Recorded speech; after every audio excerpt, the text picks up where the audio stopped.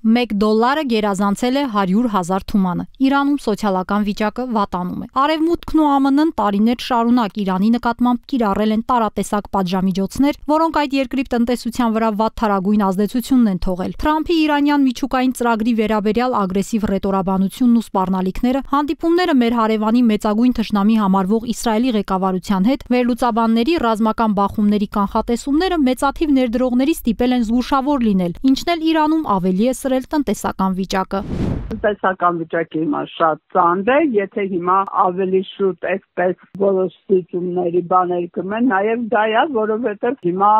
իրենց արդյունքի անկումը բավականին մեծ է, $1 արդեն 100,000 թվականից անցել է եւ այլը, բայց ռազմականի վրա իրանք չեն խնայում, իրանք իրոք հզոր են, բայց նայած ում հետ է համեմատում, Ամերիկայի հետ իհարկե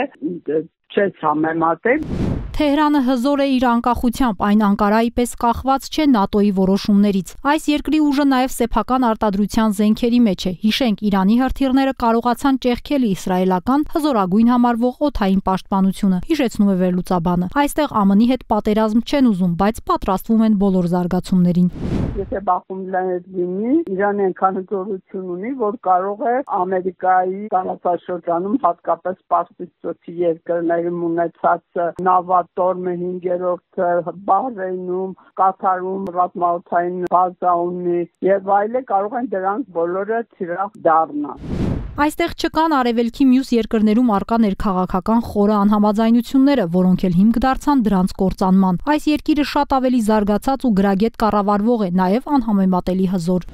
Ոչ Իրաքը, ոչ Աֆղանստանը Իրանի հետ համեմատելի չեն։ Իրաքում դեռ այդ պատերազմի ժամանակ եւ այլ մինչեւ օրս էլ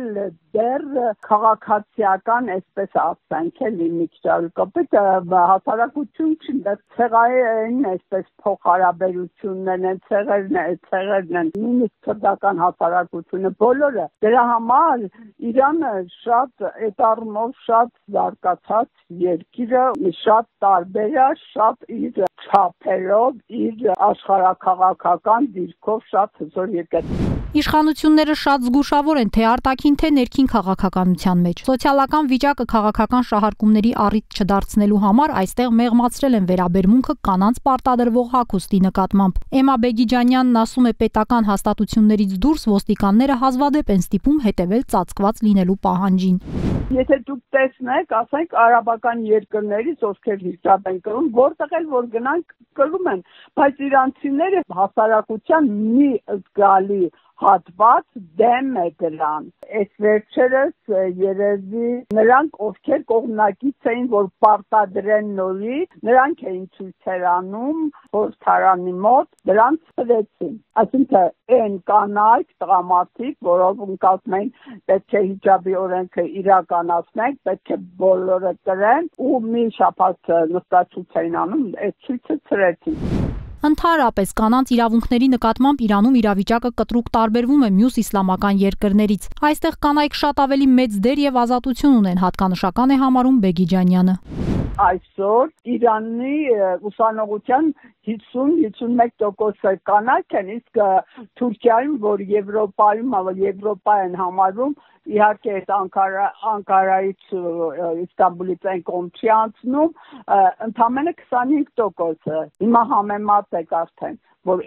ինչպես են Իրանի կանայք, նրանք շատ համարձակ են։ Երկրում սոցիալական վիճակի վատթարացումը ընդգծվում է, երբ փողոցում տեսնում ես մուրացկանություն անող կամ տարատեսակ մանր աշխատանքներ կատարող երեխաների, նշում է իրանագետը։ Որոշ լրատվամիջոցների տվյալներով դպրոց չհաճախող դեռահաս տղաների թիվը կտրուկ աճել է։ Եթե ամեն ինչ թանկանում է, արդեն այդ բոլորի վրա երևում է։ Իսկ մուրացկաններ այնտեղ շատ կան, եթե քաղաքում մեքենաներով գնացել եք, մեքենաներ որ կանգնում են, փոքր երեխեք են գալիս են, ապակիները մաքրում են։ Հայաստանում դու տենց բան չես տեսնի։ Այսինքն նրանք դպրոց չեն գնում, գալիս են աշխատում են այդպիսով։ Դա մուրացկանության մի ձև է։ Չէ, մուրացկանությունը Հայաստանի ավելի շատ է։ Իրանը գաղափարական երկիր է։ Տեղացիներին միավորում է անկախ գոյակցության գաղափարը, բայց դա չի նշանակում, թե նրանք պատերազմ են ուզում։ Կարող եմ հայտարարել, որ իրանցիներն արևմտամետ են, ամփոփում է իրանագետը։